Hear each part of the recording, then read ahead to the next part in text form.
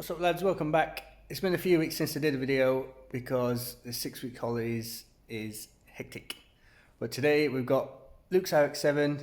It's got a fresh engine in, so let me get you updated on why that is.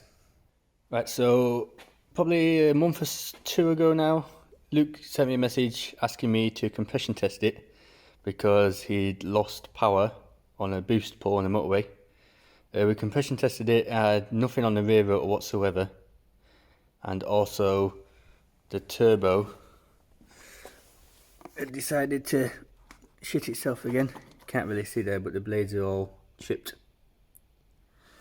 So we reckon that the turbo has took out the engine. That's the second time the turbo's gone. The engine builder, Stu, reckons that the oil feed for the turbo, AN3, is just not enough for it on when it's on boost. Because he has the turbo for a while, but he's not been running full boost for a long time. So now that he's running full boost, it's just killing the turbo with that oil line. So we've got new turbo in that box, so we're going to check that out. And it's a Borgwarner. I know it likes an AN4 oil feed because that's what I run on mine. So that's what we're going to do. So in this one will be the turbine housing. That's a new AN4 oil feed.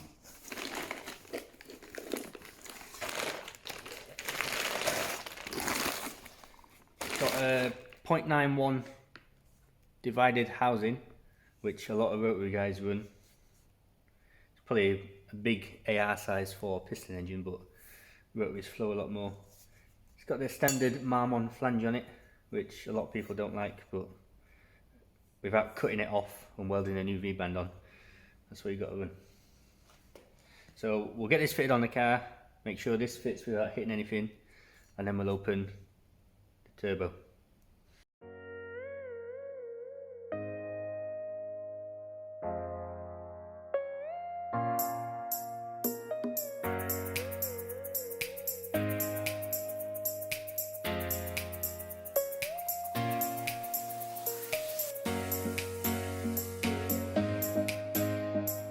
So that's it fitted. It's just in with 2 bolts for now and the old gasket. The closest thing is probably going to be the downpipe, as it comes quite close to the lower intake manifold. But we've got to change the flange anyway, so we'll probably just chop the exhaust a bit further up and then tweak it away a little bit. It's probably going to come quite close to the filler neck with the turbo bolts on, but we'll get out of the box and then see where we're at.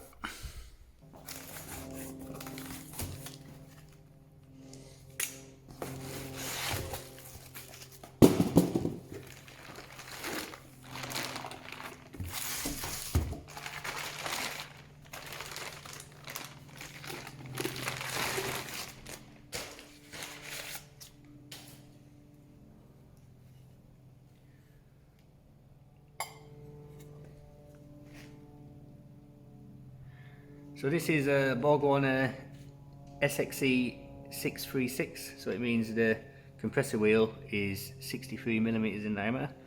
I run the S366, which is a 66mm. The SXE is upgraded because the billet compressor wheel now, which I've got on mine as an upgrade anyway. And it has the speed port, so you can measure the speed of the compressor wheel, and also as a tap there for the boost pressure.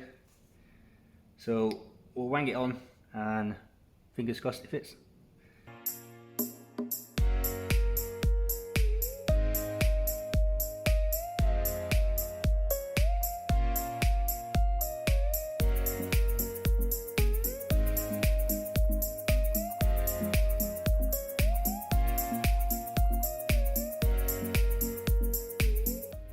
So it fits. Pretty happy with that. I was concerned because there's so many different manifold designs, and Borgwarner have quite a tall compressor housing, so it's quite close there, just about get my finger in, but it's not the hot side, so not that concerned. The tightest thing might be trying to get that down to the intercooler.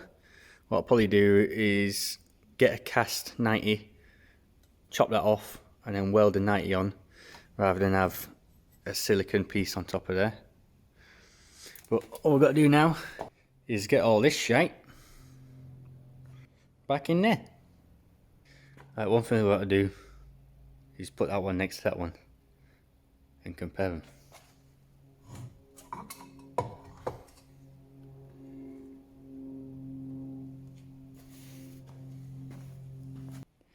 Much better if you ask me. Never been a fan of turbonetics anyway. He seems to have a reputation of just shitting himself. Definitely a bogbo. So that's going to be it for this one. If you want to see me build up the rest of that and do the first start, remember to hit that subscribe button, and I will see you on the next one.